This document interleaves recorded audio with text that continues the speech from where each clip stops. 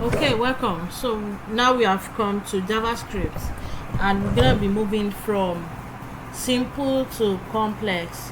So we're gonna be moving from what we're familiar with to what we never had before. Okay, so please let's be calm and follow it step by step. So the first thing is what is common that we'll be using all these lets, all of that, so variables. But in this case, we want to be using const. So that's a constant. The only difference between these variables is that variable can be changed while constant remains constant, just our normal math. So I'm going to be saying const form, so just like declaring a variable now. Then I said document dot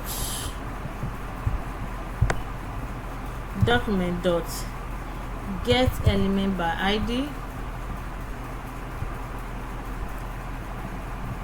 So document dot get element by id. Then because the name of the variable is form, so I'm referring to an id of form. Remember, we declared an id during our HTML as form. Okay, so this is what we are saying here. So this is a form. We have an id of form and we have a class of form. So get element by id of form. All right, so let's move back.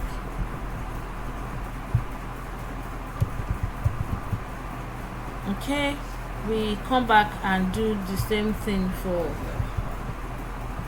how many inputs do we have? We have like 4 inputs.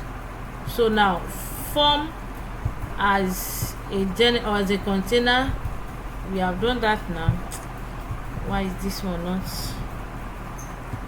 okay? So interesting. So I'm going to be pasting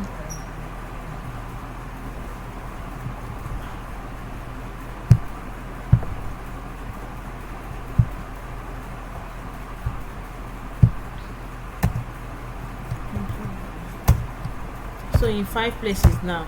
So one for our container and the other one for other ones for our input. So we have 4 inputs all together. So after form we have username, right? So I'll be using this one for username. Get element by id. We declared an id of username as well. Then when I come here for email, then this place to email, come here too, we have password,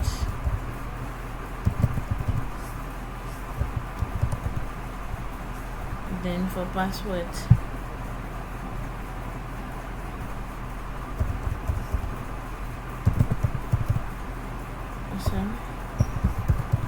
so we also have an id for the confirm password. So we can say constant confirm password, or we say password too. So let's use confirm password.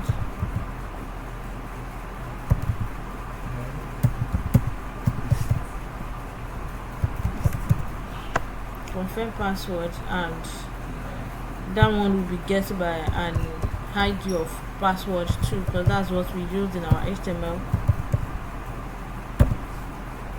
Okay, so let's do this, and then after which we're going to move to the next one. All right, see you in the next class. Bye.